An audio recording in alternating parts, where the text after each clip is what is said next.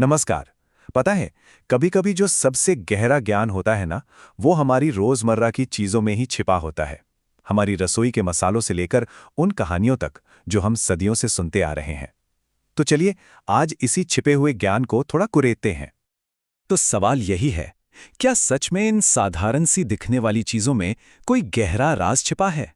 यही सवाल इस पूरी बातचीत के केंद्र में है, जो हमें दो हिस्सों की एक बड़ी दिलचस्प यात्रा पर ले जाएगा। चलिए, सबसे पहले अपनी रसोई में चलते हैं।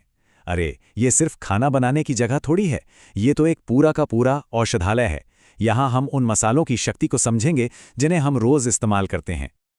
और इसका सबसे बढ़िया उदाहरण सौंफ। जी हाँ, वही सौंफ जिसे हम अक्सर बस एक माउथ फ्रेशनर समझते हैं। अरे, ये छोटा सा दाना तो असल में सेहत के फायदों का खजाना है। यकीन मानिए, इसके 50 से भी ज्यादा फायदे गिनाए जाते हैं। और जरा फायदों की लिस्ट तो देखिए। ये सिर्फ पेट तक की बात नहीं है, ये पीरियड्स के दर्द को कम करने से लेकर आंखों में मोतियाबिंद को रोकने तक में मदद कर सकती है।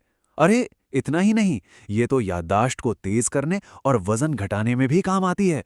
मतलब एक मसाला और ख्याल पूरे शरीर का। कमाल है ना? और पता है, पाचन में मदद करने वाली ये जो खूबी है ना, ये सिर्फ सौंफ में ही नहीं है, ये तो एक पूरी परंपरा का हिस्सा है। अपनी रसोई में देखिए, लौंग है, इलायची है, ये सब भी तो पाचन को दुरुस्त रखने के लिए जाने जाते हैं। इससे साफ पता चलता है कि हमारे बुजुर्गों को इन मसालों के औषधीय गुणों की कितनी गहरी समझ थी। तो ठीक है, मसालों से हमें शारीरिक सेहत का ज्ञान मिलता है, पर ये जो हमारी पारंपरिक विरासत है, वो सिर्फ यहीं खत्म नहीं होती। ये हमारे मन और आत्मा का भी ध्यान रखती है। और उसका जरिया क्या है? हमारी कहानियां।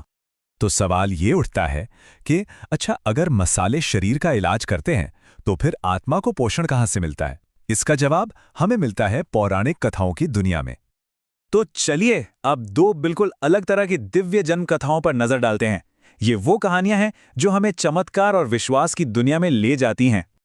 पहली कहानी है भगवान कृष्ण की, और इसकी शुरुआत होती है एक आकाशवाणी से। एक ऐसी भविष्यवाणी जिसने मथुरा के राजा कंस को हिलाकर रख दिया और आने वाली हर घटना की नींव डाल दी। बस यहीं से एक नाटकीय सिलसिला शुरू हो जाता है। कंस डर के मारे अपनी ही बहन देवकी के संतानों को मारने लगता है, लेकिन आठवीं संतान के रूप में कृष्ण का जन्म एक चमत्कार की तरह होता है। जरा सोचिए, हर कदम पर कोई दिव्य शक्ति मदद कर रही है। जेल के ताले अपने आप खुल रहे हैं और उफनती हुई यमुना नदी भी रास्ता दे रही है। अब आते हैं दूसरी कहानी पर, जो कृष्ण की कथा से बिल्कुल अलग है। ये कहानी है ऋषि ऋष्यशृंग की। देखिए, उनके जन्म की कथा भी बहुत ही असामान्य और चमत्कारी है।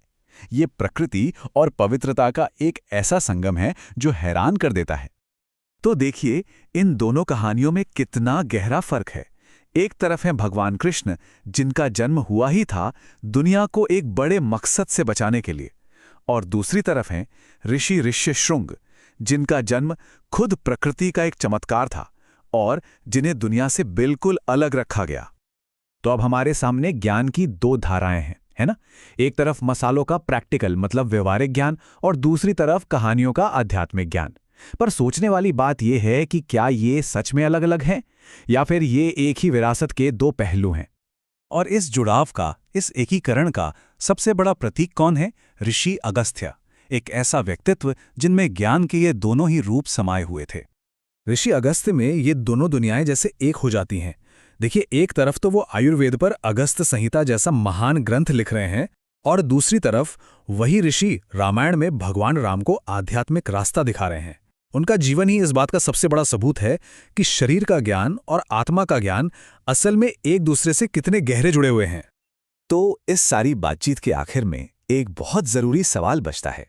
आज की इस भाग-दौड़ भरी जिंदगी में हमारी रसोई और हमारी कहानियों में छिपा ये जो पुराना ज्ञान है, इसका हमारे लिए क्या मतलब है? ये एक ऐसा सवाल है जिस पर हम सबको सोचना चाहिए।